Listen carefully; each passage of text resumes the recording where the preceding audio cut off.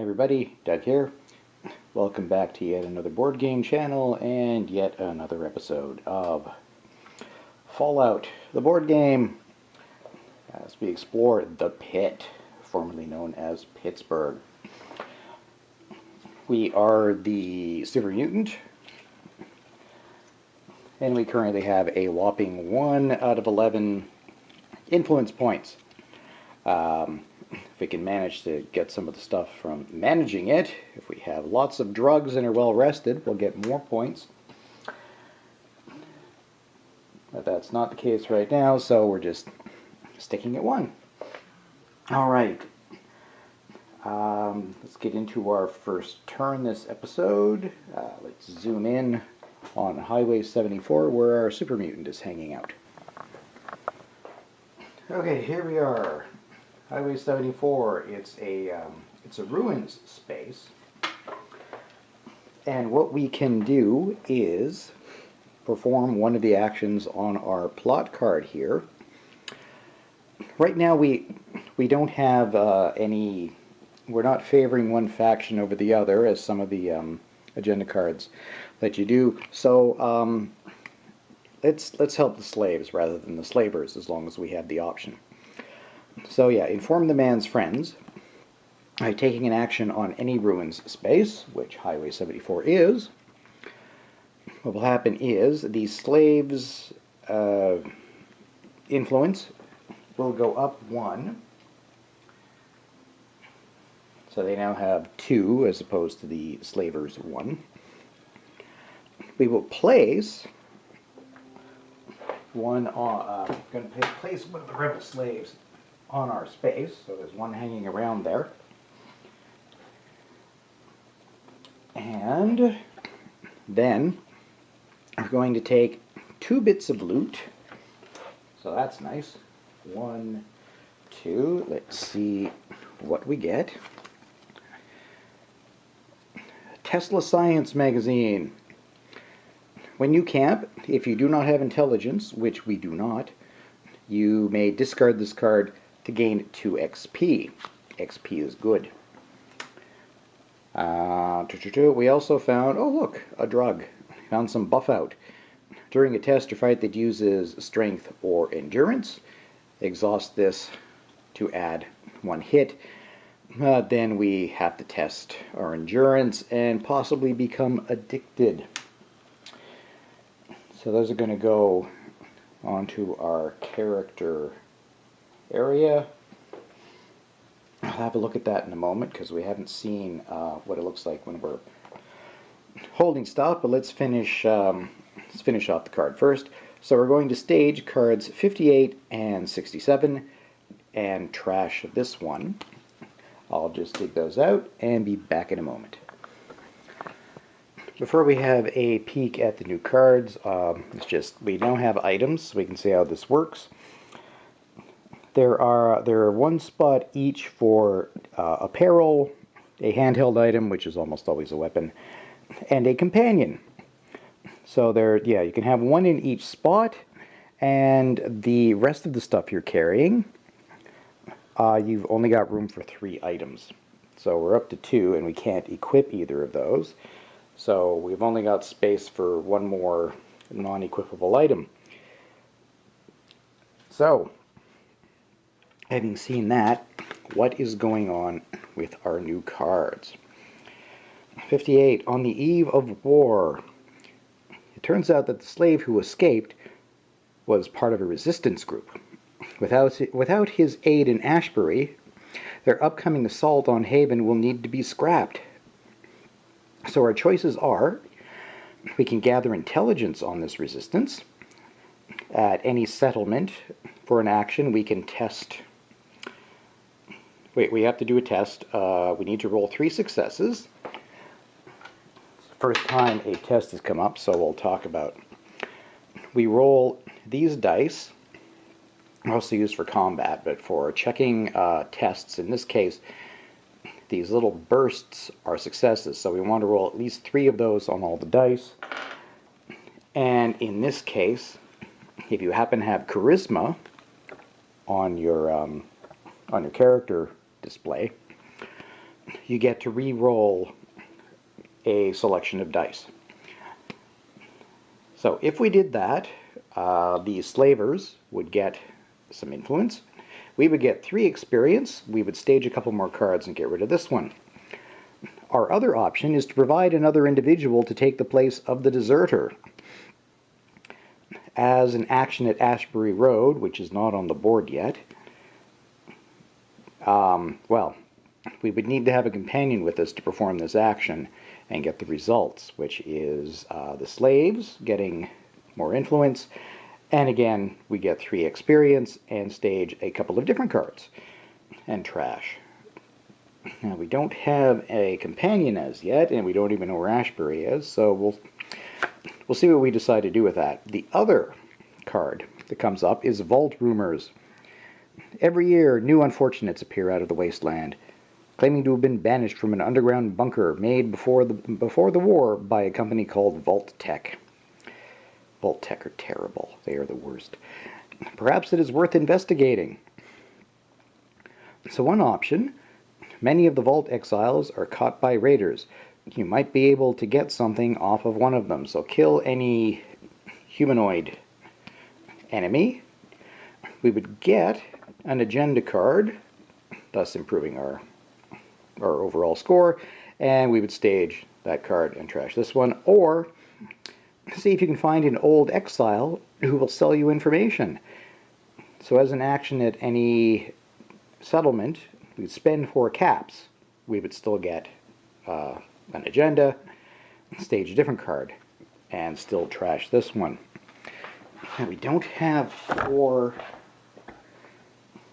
caps. We've only got 3.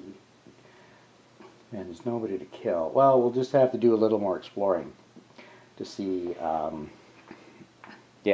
see what comes up. Alright, all of that was just one action, so let's see what we're going to do for our second. Okay, here we are. So, yeah, we need to do some exploring to find some way to do one of these actions on one of the cards. So for our second action, let's do a little bit of exploring. Space we're in will let us reveal either that tile or that tile. Let's go with the slightly easier tile to begin with. I'm going to turn that over. Oh, found the super duper mart.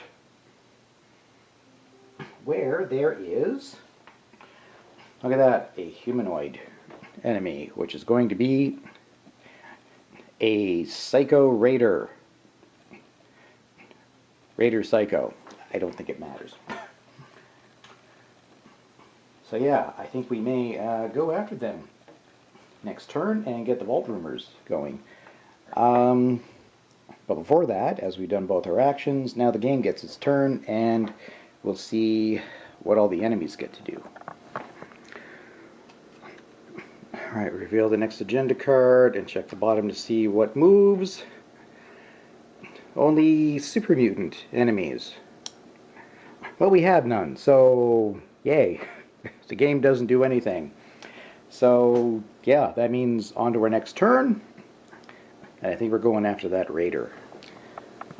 Okay, first action, we're going to take a move action, which means we'll be able to move 1, 2.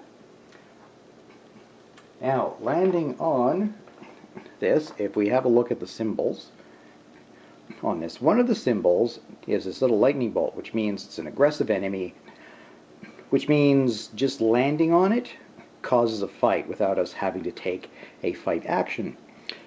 So yeah, we're going to have a little bit of combat, see how that works. It's a level 2 enemy. The 2 means a few things. That is how much damage we need to do to it. We need to hit it twice. That's how much HP damage we will take for each hit it gives on us. And if we defeat it, we will get 2 experience points. So that's a multi-purpose number. If we do defeat it, that little bag there means we'll get some loot out of it as well. And we're going to be rolling these dice. And if you look at that, means we have to hit the raider in either the chest or the legs. So on each die, like, yeah, there we go. There's legs. That would be a hit. That's chest and legs, but each die only counts for one hit. So we need to get... We need 2. So we're just going to go ahead and we're going to roll. Oh yes, and for each little burst, when we're doing a test, they're good because it's a success, but when we're fighting, it's bad because that means they hit us. Won't have any re-rolls here, so fingers crossed. Nope, that did not work. We hit him once, because, yeah, those are headshots, which don't bother him, apparently. We'd get him in legs. So, unfortunately, he did hit us twice, which means we are going to take 4 points of damage, 2 for each hit. 1, 2, 1, 2. So that's not good. But I think we want to do it for a second action. This may be reckless, but we're going to go ahead and try to fight him again. Yeah, the first fight was free because he went after us. This is an actual second action. Come on. That's much better. That was a huge amount of hits. Unfortunately, he got a huge amount of hits on us. 1, 2, 3, 4, 5, which means we are going to take... That's, yeah. 1, 2, 3, 4, 5. That puts us down to 2 HP. So hopefully things are not going to attack us next turn, because we're just about dead. But yeah, let's deal with the effects of the fight first. So first thing, we are going to get some loot.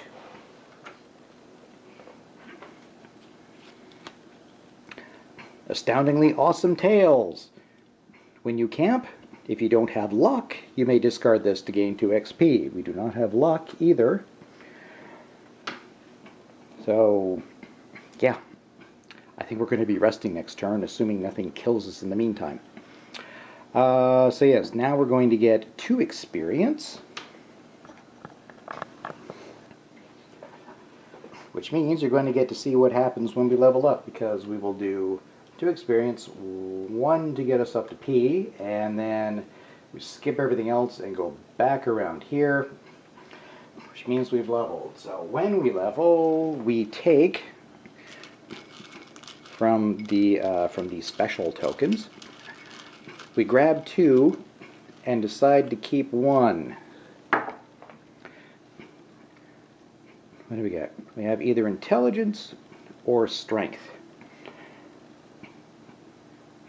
Let's see. Actually didn't really want intelligence, because when we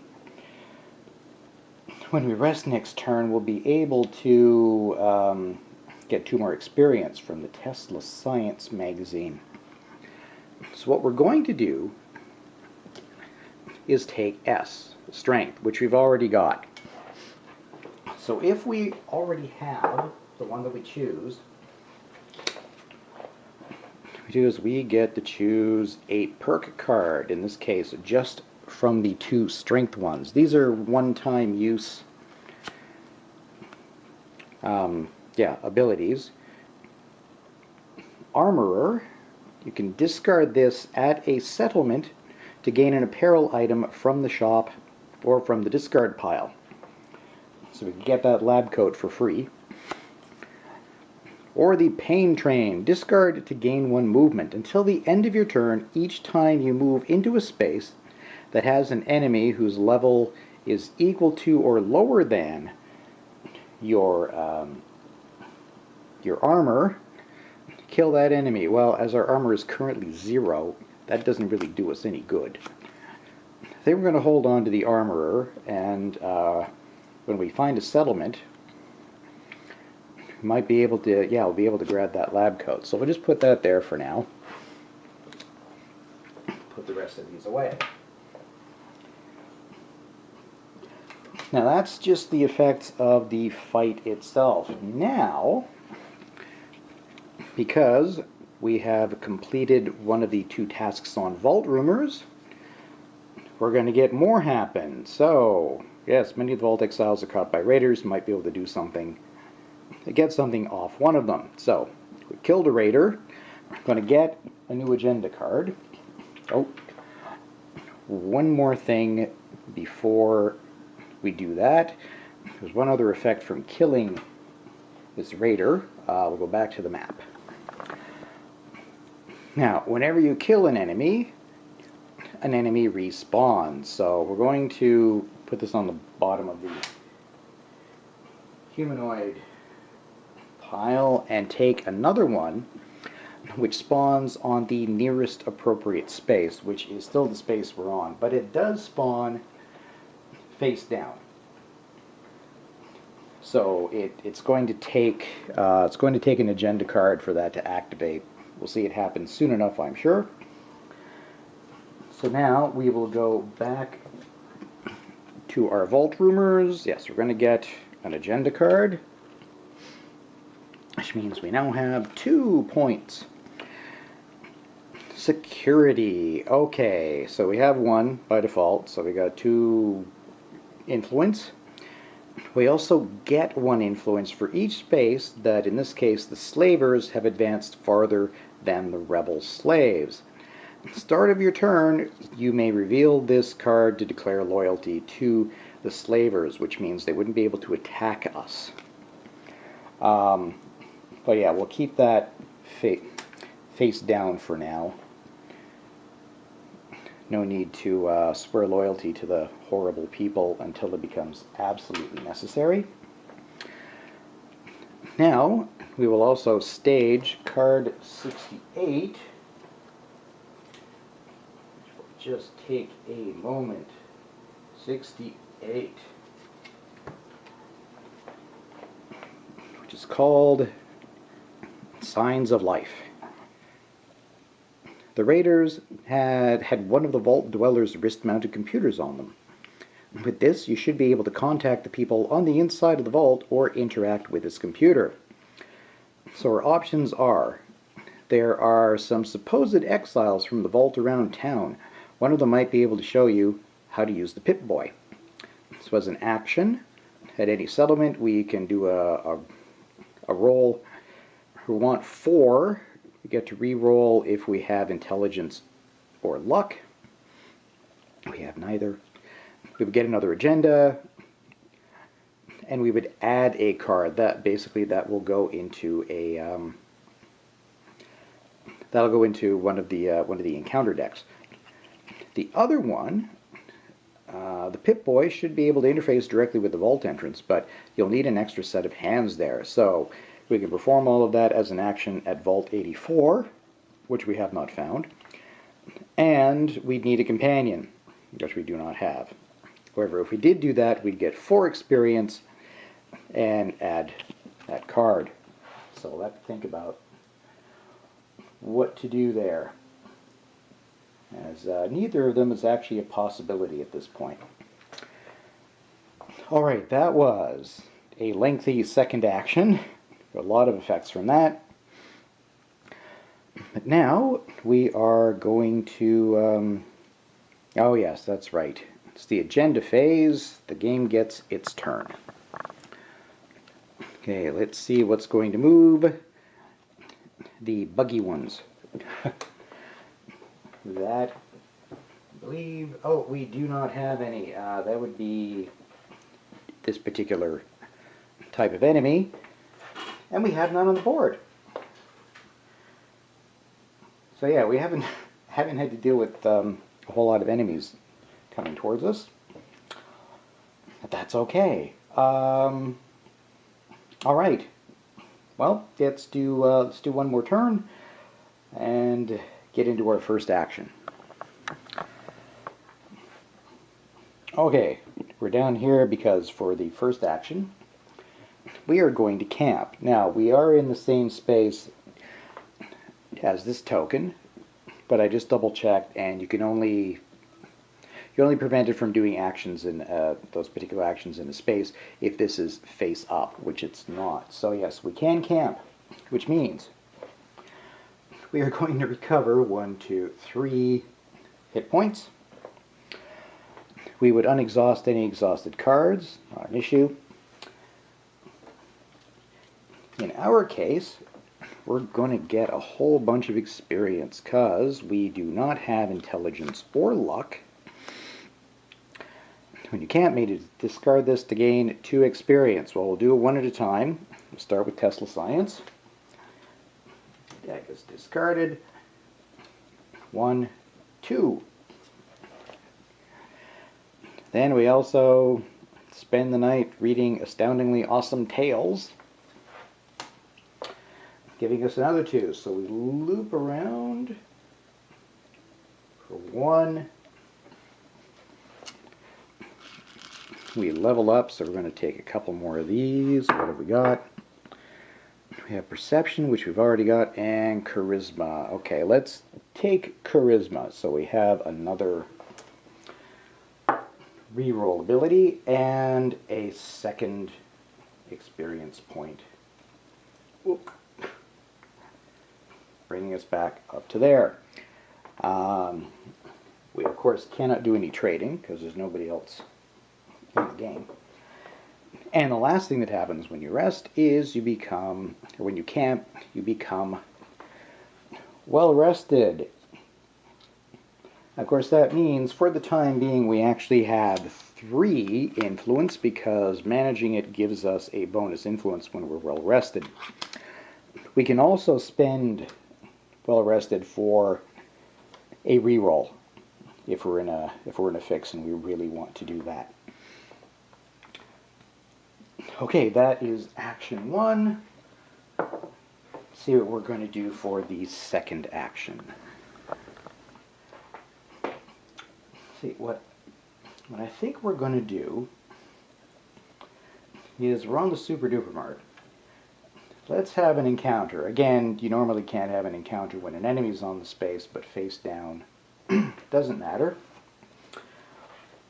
So we're going to take the top card of this deck. I've already shuffled it. You actually shouldn't shuffle this every time because of cards that can be added in a certain order. Once you've shuffled it initially, nothing else happens. And we're on a Ruins space. I'm actually going to take one of these trashed cards because we're trying not to read everything on this. Normally, if you're playing with more than one person, they will read this, tell you what your action, what your choices are, not tell you the results until after you decided. It's a surprise.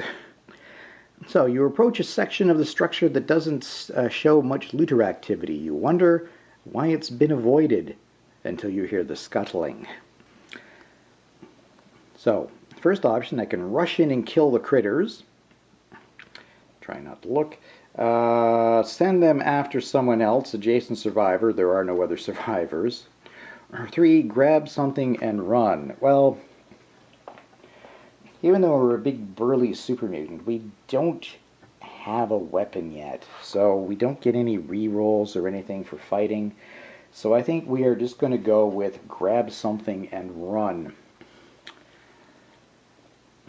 Leaping quickly around a corner, you grope blindly in the dark, taking the first thing you touch, then you turn and sprint out of there. So we will get a bit of loot and move 1 space. What do we pick up? We managed somehow to pick up a companion. We just grab them as we go past. Here, come with me. Exhaust to move an enemy within 2 spaces of you into your space and fight it. If that enemy is not killed during that fight, discard this card. And if you have Perception, which we do, we get to keep this companion when they unexhaust. So we'll put Hancock, who is a Wastelander, under our companion slot for now. I don't know if we'll use him or not. But that's okay, he can sit in that slot safely. And yeah, that was it for our second action. So we'll do one final agenda reveal and call it an episode.